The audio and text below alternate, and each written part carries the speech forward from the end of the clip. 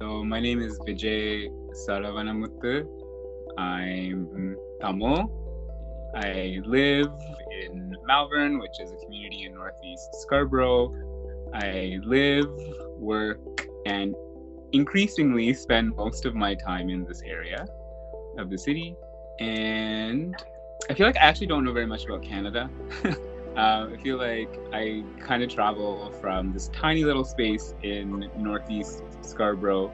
And if I'm leaving here, it's often not to go other places in the city, but to travel more outside of that, like other parts of the world. So I guess it's a strange way of describing myself, but I'm comfortable with it. So I'm like this little place and then a bunch of other places. When I grew up in high school, my best friend, her family is Jamaican. I remember when I was going through that struggle of really just wanting to leave this place. I was just so tired of Malvern and just wanting to get out, just wanting to be by myself. I remember at that time, I was not open to anybody's opinion of wanting to stay here. Like anybody who was like, hey, you could go to U of T, you can go to UTSC. But like back then, if somebody was like, oh, you could stay at UTSC and go to school locally, or you go to York, I'd be like, I have no time for any of that because I'm like, I need to get out of here. But I remember when I got accepted to go to Guelph, I remember my best friend's mom. Now she's Jamaican and she also, like some parallels, she was a single mom as well.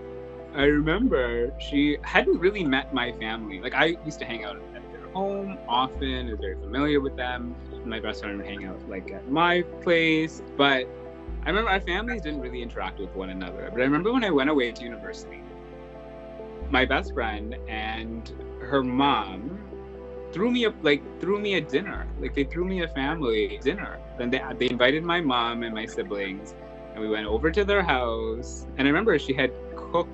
I think that's what I mean when I mean the warmth, right? Because like I remember like I'd have some of my favorite dishes that she would always make when I was at their house for over the holidays or whatever. And I remember she made all my favorite food. And she asked me to invite any friends of mine that I wanted to be there to really celebrate the fact that I had gotten into school and that I was going away and to mark that transition. And I remember just being really awed by that experience. Because who does that? Nobody in my Tamil community did that. Even though that's a community that I resonate with in a number of different ways. And I just really wonder, like, what is it that motivated that woman to do that, right? To extend to my family, to really celebrate me. And I think that's the essence of this community that I don't know that I'm sure it exists in different pockets across the city amongst different communities. I'm going to be just completely honest. I wish more people in my life would be open to something like that. Because I think sometimes we get so caught up in our Tamil experience or our Tamil culture or needing to maintain and perpetuate these. Understanding that that's a place of foundation.